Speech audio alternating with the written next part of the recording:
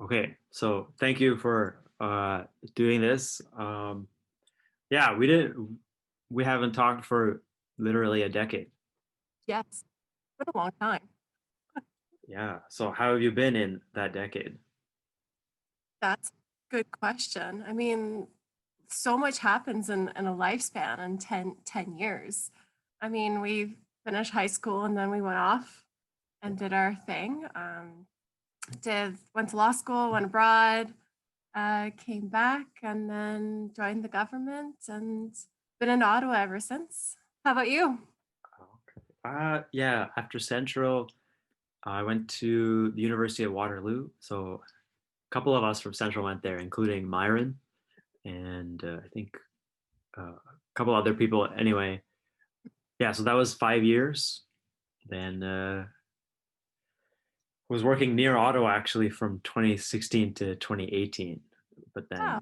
then uh, been in London since 2018. Went to Fanshawe last year. Was just looking for work from January, but then since March, the pandemic kind of has made it harder. So still looking for work, but otherwise, yeah, it's been pretty. That's the summary there. Hey, it's good suffering. That's usually what happens. People go to school, then they try and find a job, and then it's just kind of figuring out what works for each person. So what took you to the UK? So my brother, when we were still in high school, my brother went to law school in Manchester, and I basically said, "Hey, why can't I just do the same thing instead of, having a bachelor's degree? Why don't I have a bachelor's of laws and combine the two?"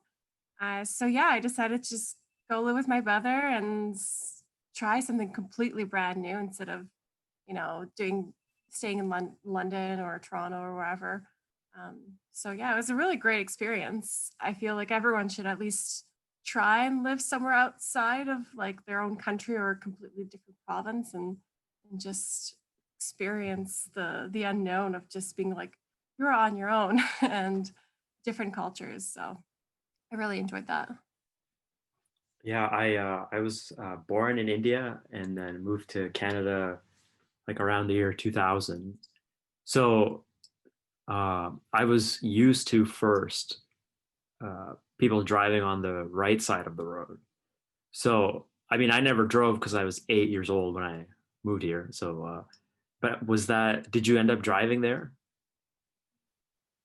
No, I mean, you can technically, you when you are a full-fledged driver, you can do like a temporary license, but I safety of everyone on the road, not saying that I wouldn't be safe. It's just, if my friends have cars, I'd rather just stick to them knowing it. But it would have been an interesting experience going on the other side of the road.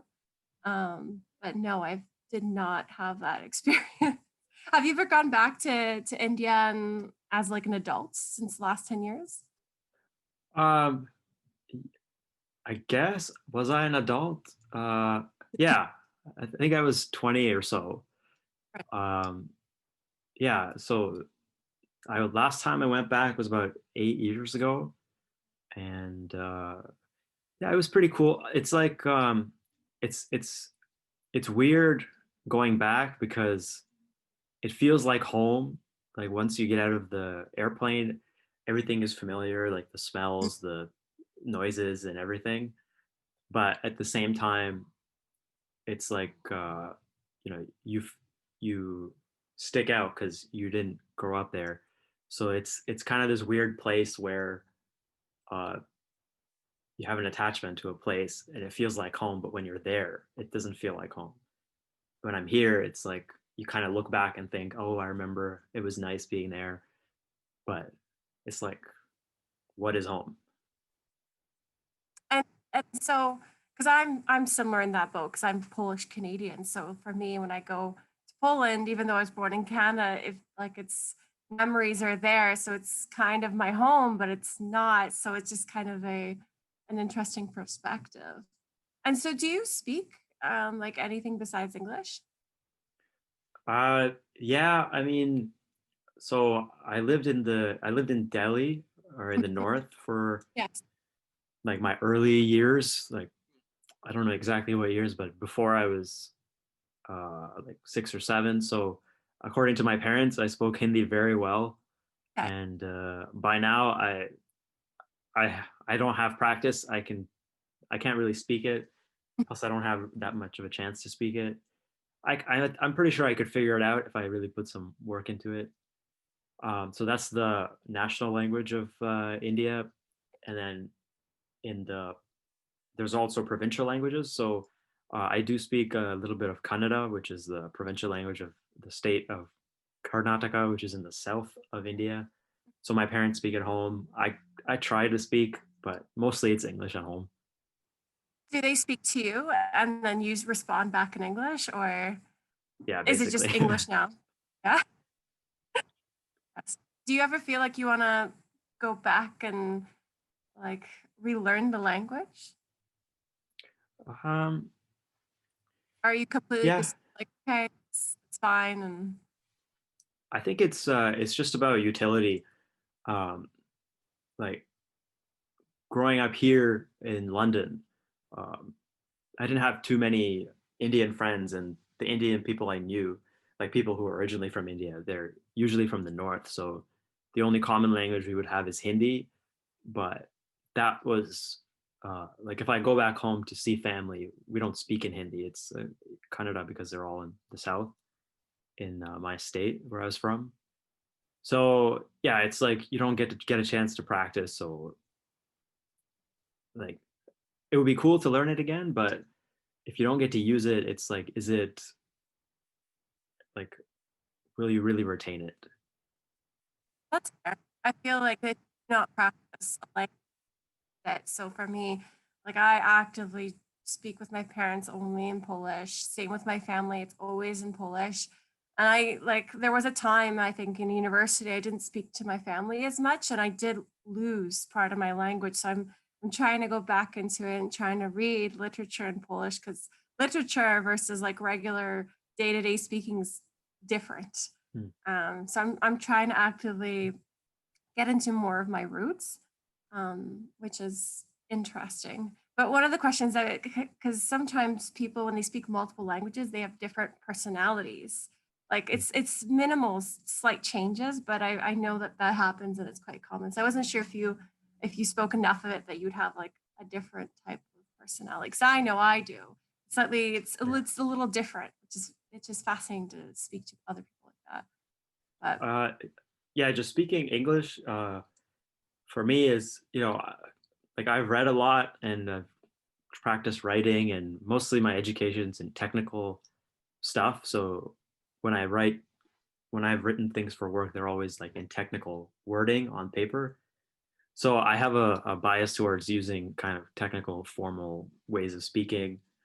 Um, so in conversations like this, I'm pretty slow because I'm trying to think of the right words because there's like a huge bank of words to use from. But when I go back to speaking in Canada, it's I know like elementary things.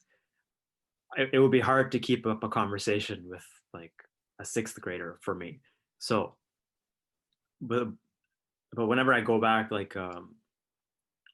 uh, like there's a different flow of the way you say things. So it's at least like in my experience talking to family, a lot of what you say depends on how you say it, like the inflections and the sounds and everything. So yeah, I guess speaking Kannada is more about communicating with the tone of your voice, and I suppose that's the same with English, but because English is not my first language, maybe I've approached it differently and focused more on a kind of neutral, um, like put more focus on the meaning of the word rather than how I say it. it is different the approach language based on what you learn first. Again, same thing. You learn like the language, your mother tongue differently than when you let's say learn English. So it is fascinating speaking to people that are technical ESLs, English second language Yeah. individuals. And do you have a lot of family here? No, it's just my parents and my sister. That's it, really. Okay. That's like it's very similar to my situation as well. It's just parents came when we were young, or in my case, I was born in Canada, and then just kind of stayed in this tight knit, I guess, family. Um, Yeah, I for one of my co-op jobs, I worked in London for this small company, and the president was I know he's Polish background. I don't know if he was Polish, like born here, or he moved here. But anyway, a lot of people there were Polish, so I took away from my 8 months there just how to say cześć. I think it means hello. yeah, no, in Poland, like London, Ontario, has a huge community of Polish people. I mean, they just celebrate their 100th like anniversary in London to having like a Polish community, and I was very surprised it's been that long. But I mean, at the same time, I shouldn't be. But I'm not. There's a huge from Mississauga to London. It's a big community, so I'm Oh not yeah, surprised. yeah. So like, what was when you first moved to? Had you gone to England before you moved there? Um, yes. So when we were in grade 12, so we were like 17, 18, my brother was already there for 1 year. So that was my first time going. But besides that, I've never been. I was in England for 5 days, and I was, yeah, 5 days around St. Patrick's Day. And it was an amazing experience to be in that, changed everything for me, because at that point I've already submitted my applications to go to law school in Manchester, and because my brother was already there, I felt that, why not, at least I'll be safe with my brother and have an amazing experience that is, outside of what I know. So, but I've Yeah, I've traveled around Europe, so I had an understanding of just kind of what to expect. my sister did an abroad semester in Europe, and Mhm. I think right before uh, Brexit and everything was finalized. So Mhm. anyway, she was in England at some point. So we, my family and her were communicating through like online messaging, and Yes. I think she was supposed to be in London, and then uh, like a few hours, maybe a day or two later, she said, "Oh, I'm in Liverpool now." So we were just wondering how did she get from London to Liverpool so quickly? It wasn't in her agenda or anything. So later we found out she was at Liverpool Station in London. So anyway, I thought that was funny. Yeah. It's true. There's so many names. I mean, like, even us being raised in London, Ontario, we have so many similarities Yeah, between like the two, like Thames River. We got that. We have, Victoria Park and all these streets. Obviously, because again, Commonwealth. But it right. is fascinating. So how long was she? So she was there for a semester then, and so she Yeah. was in London. What did she study there? Sorry. What did she study term wise? Oh, I think her semester was in Italy somewhere, but you use the opportunity just to Right. travel, I Okay, guess. now I understand. Um, she's an accounting major, so she wants to be an accountant. So I'm guessing she was studying accounting stuff, but maybe not. I don't know. Hey, she had a great experience. I feel like that's wonderful. When you're in Europe, everything's so close, so it Yeah, doesn't take long to just take a flight and be like, "Yep, I'm in, Portugal today, and tomorrow I'm going to go to Germany." It's very, easy flowing yeah. communicate like It's traveling. it's weird to imagine for me because I haven't been there. It's like you pay 20 euros for a flight and you're in another country. Here, it's I don't know. like anything is like it takes us, from London, for example, to Ottawa. It takes about 6.5 hours, the rough estimate. And, in that time, you'd be already in, like, from England, you'd be in France, or like south of France or something. Like, it takes, like, the distance is completely different when you take a map of Canada and then put it to Europe. Like, Europe's very Yeah, small. So it makes sense of how quickly they move between places. yeah, yeah. I mean, and yeah. So should go when you get a chance. When this whole pandemic is over, you really should go travel and take a month or more to explore Yeah. Europe. Yeah, I think that's a good idea. I don't know. It's just a weird time now with the whole pandemic, and I mean, at this point, I don't feel comfortable traveling by air. And I didn't even before the pandemic. I don't really like flying that much. So maybe a bunch of road trips first, and then work my way Absolutely. up I to mean, flights. the thing is, we also kind of Canadians, I feel like we don't explore enough of our own country, and or at least that's what I've Exactly. spoken to a few of my friends, and I just feel that you know before I go to Europe next, I really want to explore more of Canada because there's so much. There's the Maritimes, there's the Rockies, like there's a lot, and we have a lot of culture. It's just a little bit more expensive to travel than let's say just a trip to Europe, but it's worth it. I feel as Canadians. Yeah, that's a good point because like Canada has like somewhere around 40 million people, but the land area is so big. It's like you don't even know.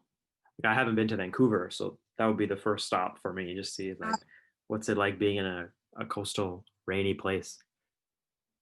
It's beautiful, and I had the opportunity to go last year to Vancouver because I've only gone to Europe. Like that was really the majority in the States. But it was just beautiful, absolutely beautiful, and I highly recommend just do Vancouver, Victoria, Whistler, and so much more. Oh yeah. Okay. So has the like are you working from home these days? Yeah. So as of March 6th, I've been working from home. So predicting for it'll probably be a full year by the time, we're going to slowly implement. Like, I mean, we already are, the government is already implementing um, steps to see where we are. But yeah, so far I'm enjoying it. Mental health. I know there's a huge talk these days, work wise and between friends. So I have been, good circle of friends to check in on and everything. How about you? Are you working from, or I mean, you're working by finding a job at home. So Yeah. for you, do you have a good mental health, I'd say? Question. Yeah, I've been in London with the family for the last 2 years, Good. so everything's good on that end. As far as the effects of the pandemic, it's pretty minimal because I'm with the family, so like if you feel sad, someone's there. If you feel happy, someone's there. Uh, Everyone's healthy so far, so that's good too. Um, yeah. Um, but are you? How about you? Are you on your own or you're with people?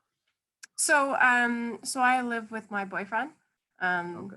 from high school, and so that's been really wonderful. So he moved to from London to Ottawa in October, and my parents are moving to Ottawa on Tuesday. So Oh, December, middle of December. So essentially, I'll have a closer family than before, but prior to that, because I have been on my own since March to October, and I have a good system, good communication, and I'm an introvert, so I hmm. have I feel like, spend my time with a little bit of video games and reading to keep me a little bit busy if I feel down or Yeah. What are anything. you reading these days? Uh, so that's a really great question. I just started a book club with a few of my female friends. We are reading um, IQ 84. It's That's a the Haruki Murakami book. Yes, that's it. So I just started.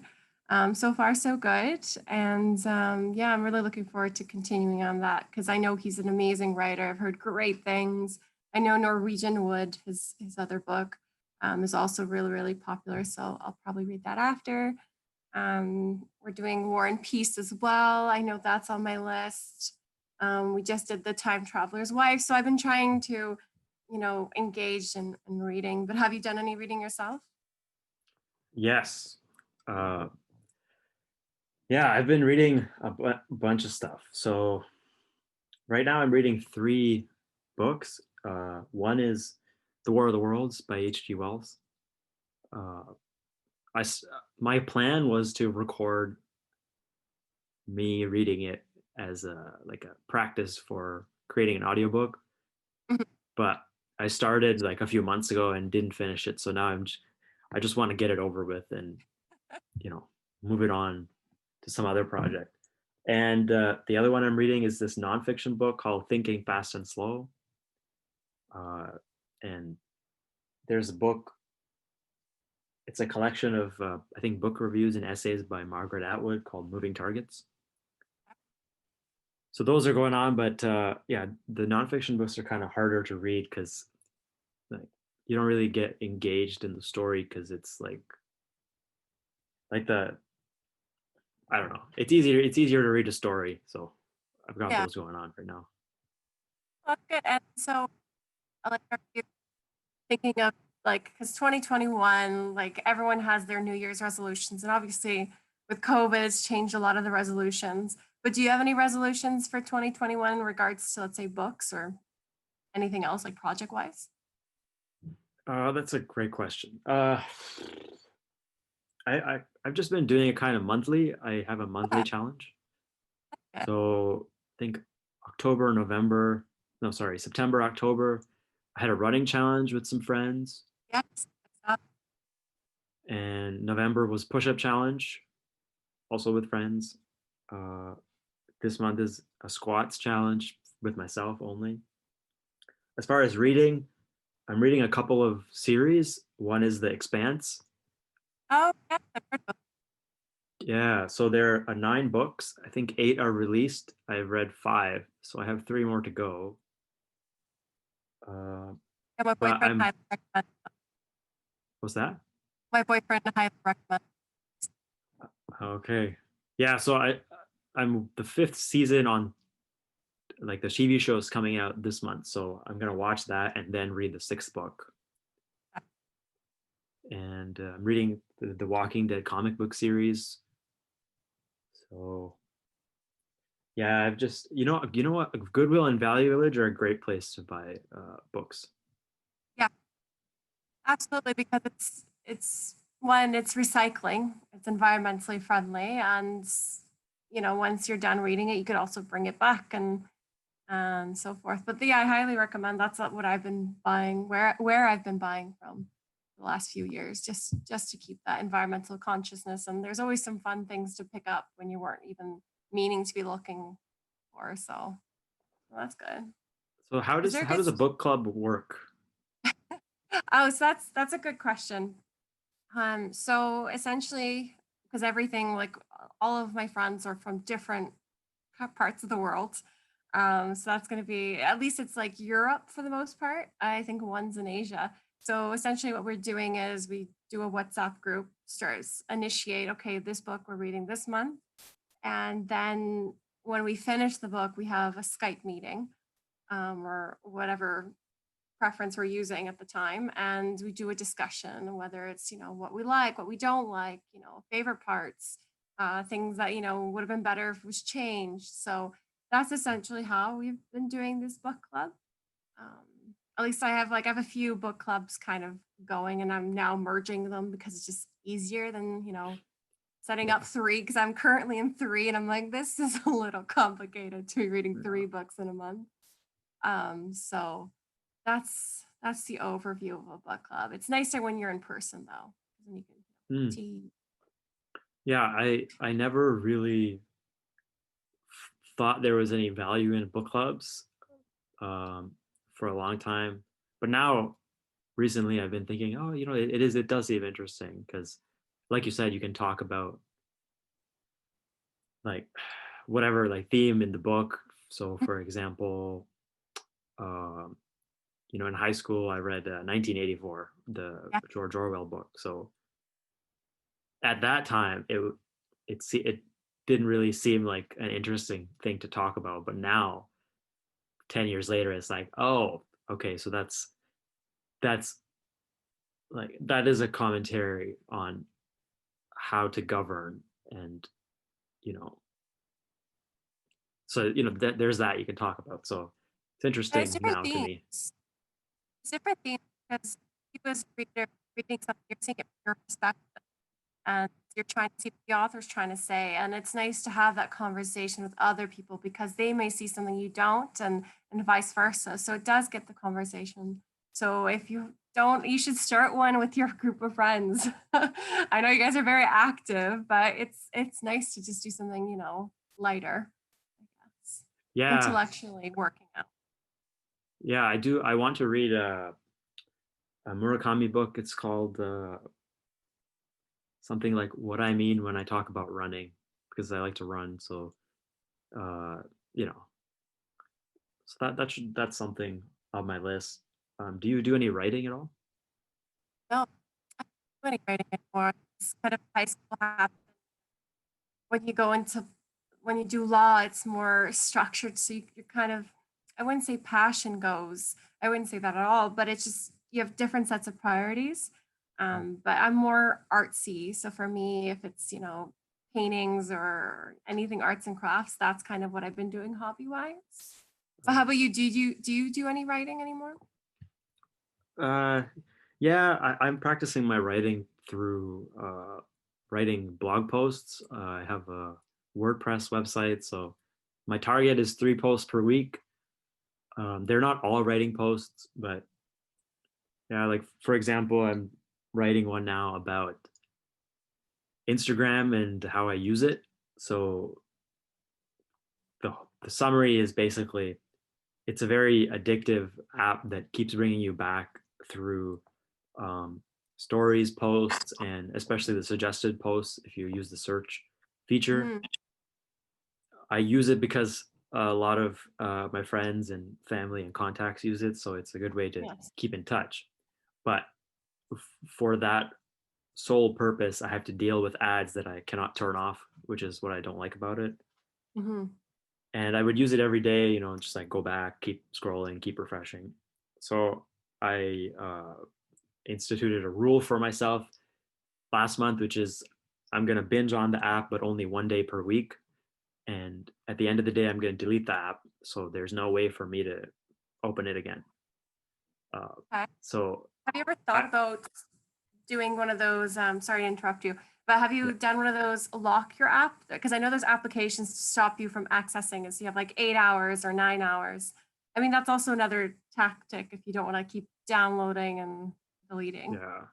Well, I haven't tried that. I've heard about it, Mhm. but I prefer it this way because for whatever reason, like going into the app store and downloading that app is not something that I have a problem with. Like if I decide I'm only going to download once a week, then that's just how it is. So I don't know, like, but if the app is there, if I see it, I'm going to try to access it. If it's locked, I'll probably just delete the app or turn off the feature and then open it. Because like I try to do it once a week using Instagram, but when I'm scheduling podcast episodes like this, I have to use it more than once a week. So I also want that flexibility there. Well, and that's fair. Everyone has whatever time limit, so that's at least figured it out. But I understand when you're trying to do podcasts, you kind of need something to connect with. But I mean, we have so many other great options as well, like WhatsApp. But again, WhatsApp and Instagram is all owned by Facebook. Yeah. But it's limiting at least. At least if you wanted to use WhatsApp, it's just text messages, it's just conversations, Yeah. rather than seeing ads and posts and everything like that on Instagram. But good for Yeah, you. that's That's true. a big thing. Yeah, it's all about focus. Like it's hard to focus when your mind like keeps going back to Instagram. It's like, oh, I forgot to do this one thing. You go in to do one thing and then it just sucks you back in. So that's what I don't like about it. But it's good that at least you acknowledge that problem for you, or at least finding that that's interrupting your focus. Because a lot of people don't see it that way, and they do get stuck in it, and then they realize like, oh, I wasn't productive today or at all this week. I've like it. I do understand where you're coming from because it is a big problem for a lot of people. Mm. It is addicting. Yeah. Put it that way. Um, yeah. So that's going on, and then I started a coffee blog on Tumblr. So it's pretty simple. It's a photo of coffee or tea, whatever I'm drinking, and then just a description of what it is. So yeah, I don't know. We'll see how that goes. But I mean, I, um, it's similar to kind of Instagram though with its feeds, but not as much. But that's wonderful that you're doing, another project and focusing on small things like teas and coffees and whatever drink you're going for. That's cool. Yeah, it's it's a fun experiment.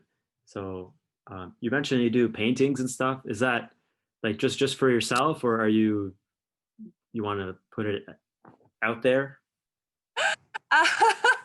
um, that's a good question. I mean, people have suggested that I should, do commissions and so forth. But I do it for myself because I do a lot of I've experimented a lot in fluid art, which is just basically taking cups of different colors of paints and then flipping it onto a canvas, and then it just kind of explodes, so to speak. It just kind of gives you a weird design, and that kind of helped me with um, perfectionism because it's just you don't know what you're going to get out of this. It's not going to be pretty. It's going to be messy, and it's just something that I used to have a problem with, but with fluid art and just kind of art and creativity, it's kind of relaxed me and just kind of realized that it is what it is. But when it comes to having like a commission, maybe one day down the line, but right now I'm still enjoying it and doing my own thing. Like I just started doing Bob Ross videos. Oh, okay. So I'm like, oh, okay, taking this, giant canvas and easel and just watching him do his thing. And I'm like, yes, bringing me back to my childhood. But yeah, I think art's it's an outlet. Like for you, it's like you have your blog, you have writing, and you have you're running and physical activities, and I mean, there's so much more, obviously, but it's Yeah. good to have an outlet to just do Yeah, something. yeah, I would say so for sure. Because like how do so for I presume that working in law is very, or you have to be very structured and orderly. Uh, if that is the case, then yeah, having an outlet where you have fluid art where it's messy, you don't know what you're gonna get. It's like you need something to counterbalance the rigidity of your day to day. And I think that I know I've always been a creative person. Like I went to an art school before I went to Central with you, and it's just like it's art has been a huge part of my life, and I do want to continue, and I have been continuing before COVID, and now with COVID, I've been doing a little bit more, and it is a nice outlet, but like it's like for me, my top two things that I've been top three is like art, baking, lots of baking, Okay. and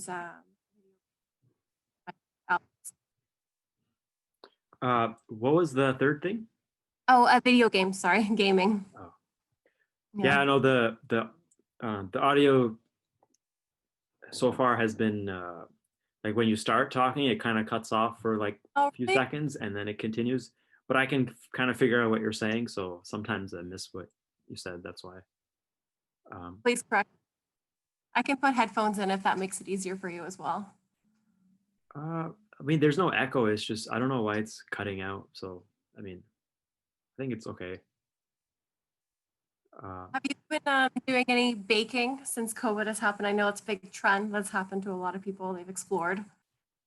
I have not done baking, but my sister loves baking, and she sometimes just gets me to do stuff for her. Yeah. So she's been making a lot of cake pops. Have you made those? No, I haven't made those, but they taste delicious. Been making more Yeah. macaroons. Oh, I are those hard to make because they seem pretty like soft and like what's the word? Fragile. Yeah, they are very. I before COVID happened, I explored like cordon bleu courses. So like a 1 day course, you go in and you learn something. So I learned how to make bread.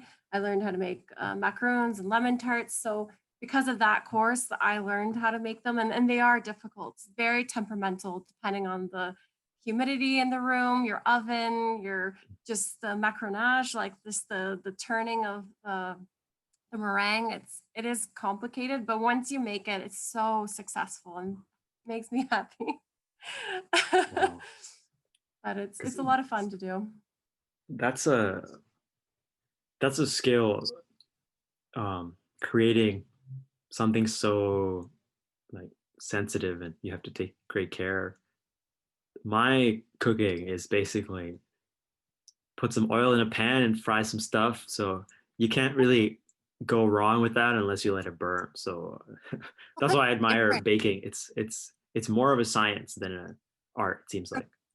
Completely what I was gonna say. It is a complete science because you have to follow the steps, the measurements, to the gram. It does make a huge difference. While cooking is just can be very experimental, and it's really hard to make a mistake. Really, like you could always try and fix it, but with baking, it's like once you add too much salt, it can completely ruin a whole a whole Yeah. dessert. Um, but that's good. Have you at least with cooking, have you explored different areas? Like there's so many different types of cuisine. No, I'm living with the fam, so my mom and dad do all the cooking. Uh, Right. I make bread toast.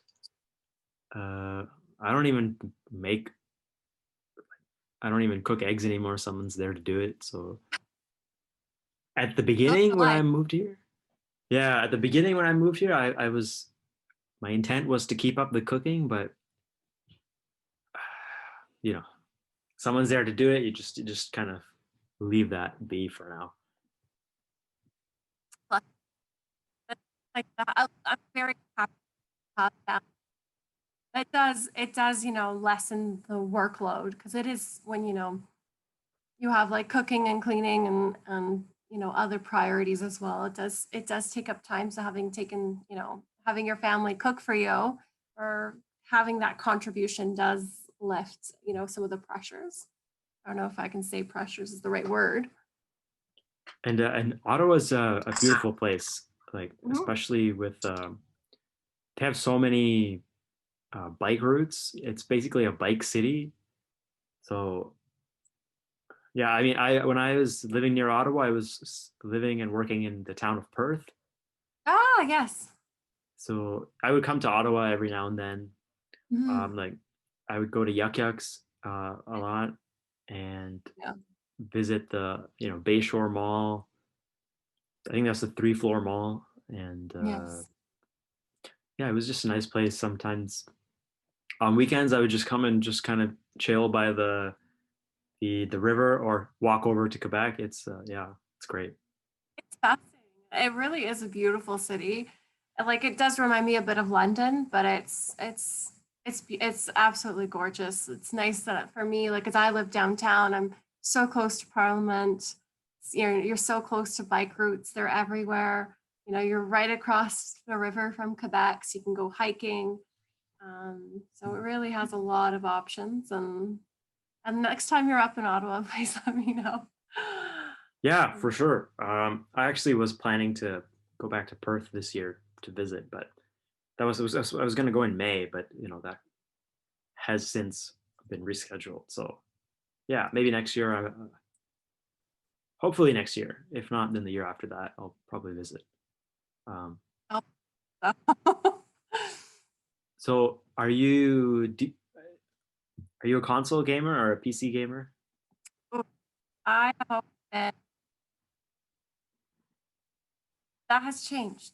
That has recently changed. I think in the last few years, I've become a console gamer. Had a PS4 and now I have the PS5. I have a Switch as well, and I don't know. There's something different now about consoles. It feels different. It's I don't know how to say it, but I do appreciate both. I'm still, if you Yeah. told me to pick and choose, I would lean towards the console now. But 5 years ago, I would be like PC all the way. How about you? Yeah, I started with the PS2, then moved to the PlayStation Portable, which so far has been my most like I don't know what the word is like the best gaming memories I have is with the PSP. I don't know what it is. Maybe it was just because it was like the first cool portable PlayStation thing where you can watch movies, you can play games. So I would like download TV shows and watch it on the PSP. It was like a new thing. But after that, I went to the PS3. I skipped the PS4. Um, Hopefully, I'll get into the PS5, but not for a few months.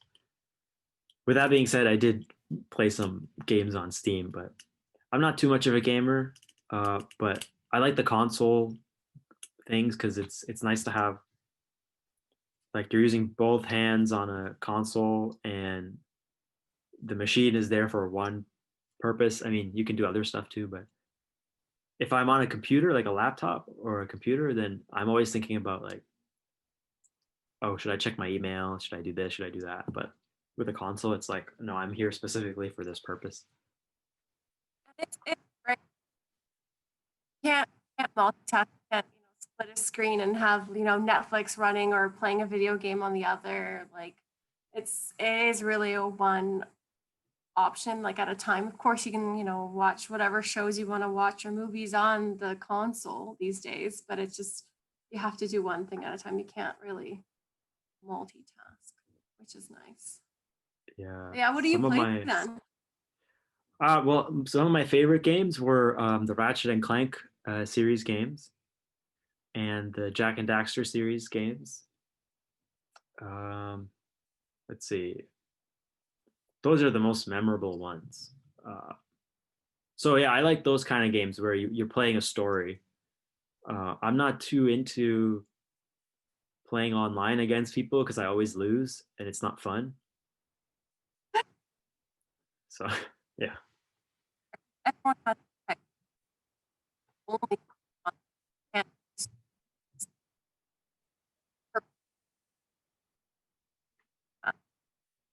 Okay, I missed everything you just said. Oh, sorry. Sorry. I was saying that, it's at least you know what you like. Some people are the same and they only do, stories, or some people just do, first person shooters or multiplayer games. There's so much variety. Have you watched this anime called Sword Art Online? Oh, good. Yeah, so I have a couple of seasons, but the first season is basically it's sometime in the future where you can have a fully immersive game where like you're in a pod and it's full virtual reality.